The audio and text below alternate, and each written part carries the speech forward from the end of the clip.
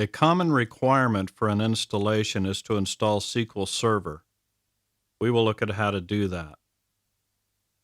SQL Server 2008 Express R2 requires several prerequisites before it can be installed.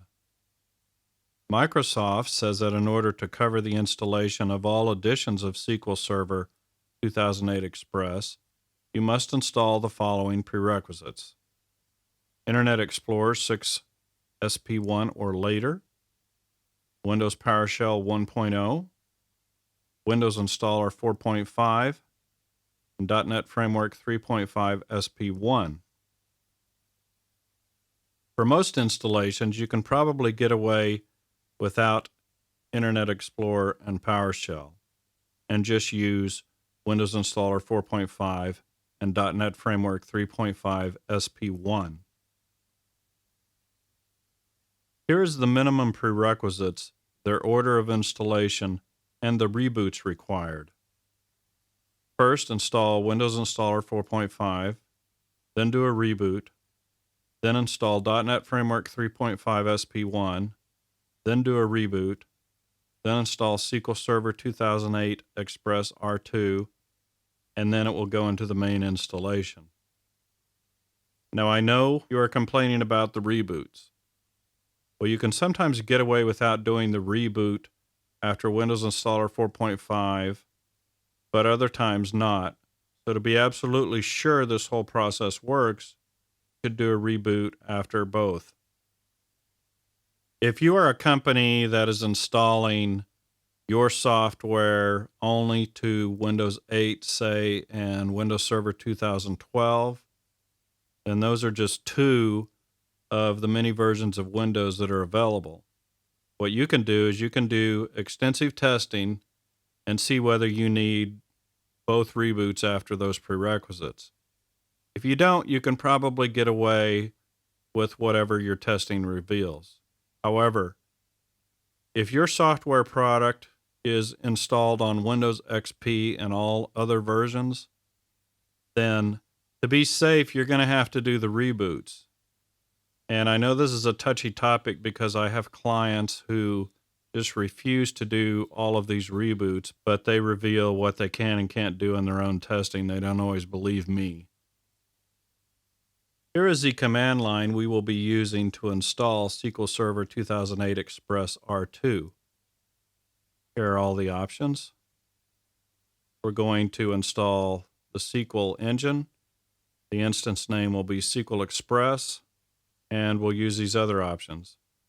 You can use /QS instead of /Q if you want visual feedback during SQL Server installation. However, no input will be allowed. For this demonstration, we will use the Hello World 1.0 InstallScript MSI project, and we'll work from an administrator account. This is just to simplify things. I'll copy the folder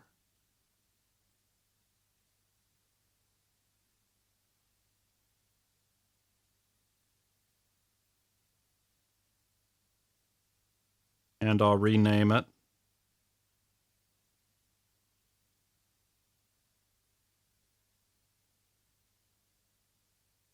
This will be Hello World 1.0 SQL Server.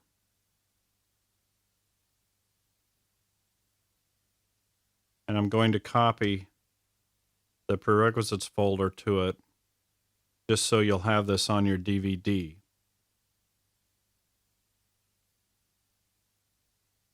Let's go into InstallShield and open the project.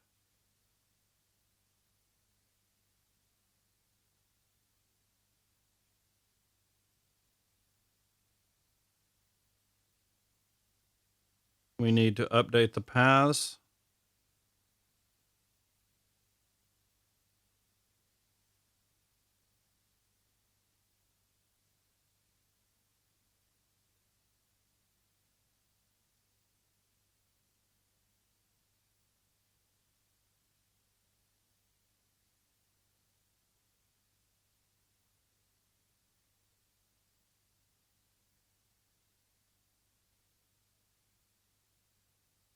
Go to the support files view.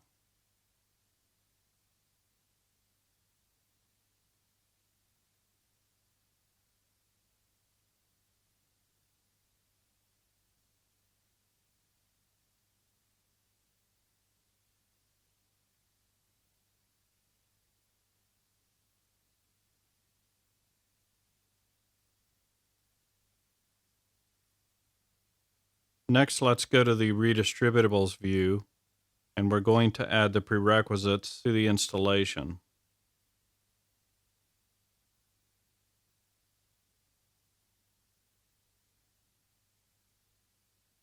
First of all, I want to check and see what I have selected for install in this project because I don't remember. Microsoft.NET Framework 3.0. We don't want that.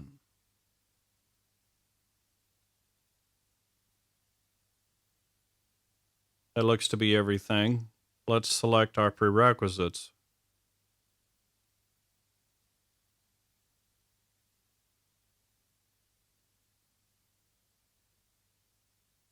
We need Windows Installer 4.5 for Windows Server 2003 and XP x64 v2. We need Windows Installer 4.5 for Windows Server 2008 x64 v2. We need Windows Installer 4.5 for Windows Vista x64 v2. Now let's go up to the .NET Framework.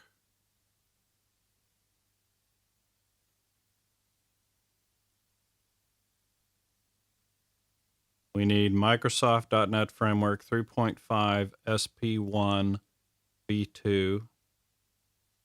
And we need Microsoft SQL Server.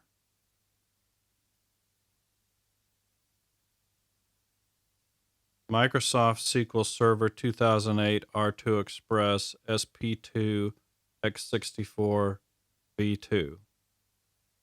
Now all these prerequisites I added have a v2 at the end.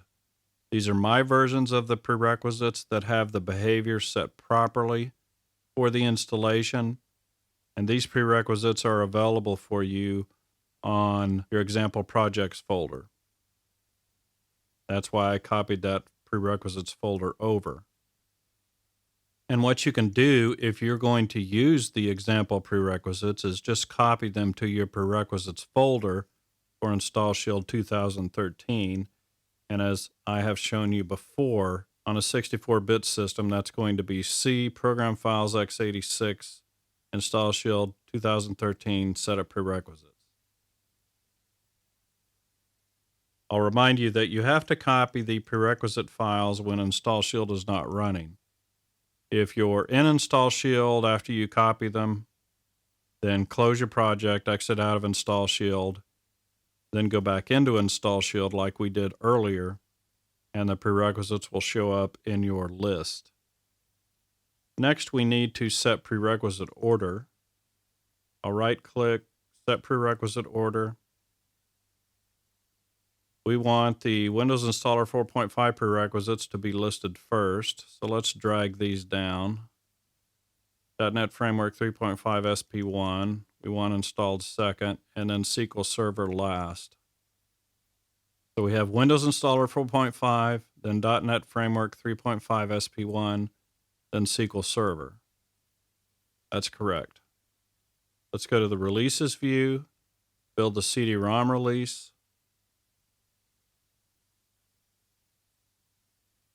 This may take a little longer to build because we have all those prerequisites, but it didn't. This must not be a compressed release. No, it's uncompressed. That's fine. Let's open the release folder, and I'm going to boot up a virtual machine that doesn't have SQL Server installed, and we'll test this out.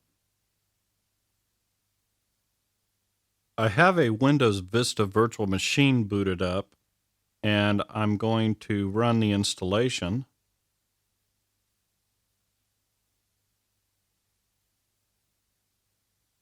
On this machine, it needs to install .NET Framework 3.5 SP1 and then of course SQL Server. In other words, Vista must have Windows Installer 4.5 of some sort installed.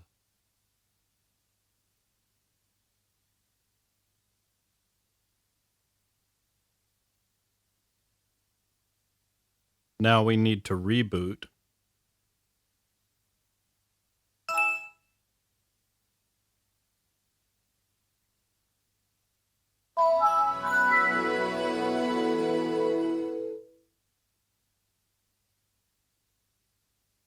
Vista's back up. We're going to allow the installation to continue.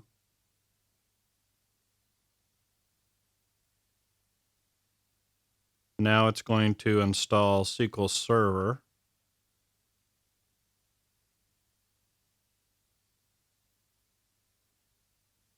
SQL Server is finished, and now we're going into the main installation. We'll quickly install MegaView and then look at the programs and features.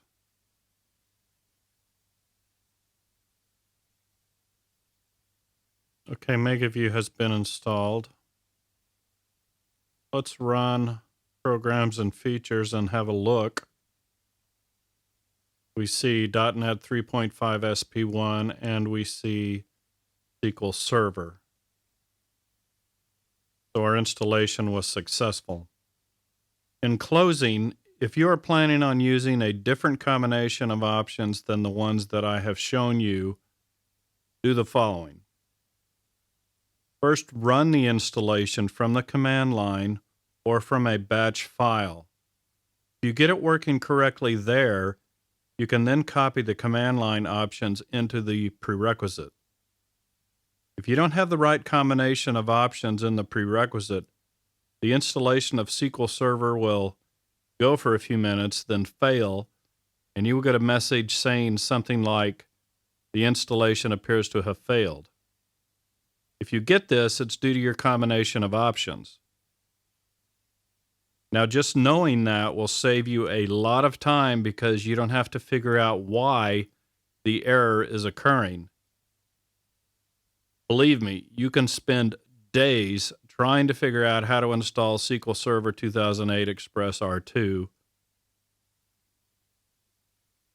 That wraps up our demonstration of how to install SQL Server 2008 Express R2.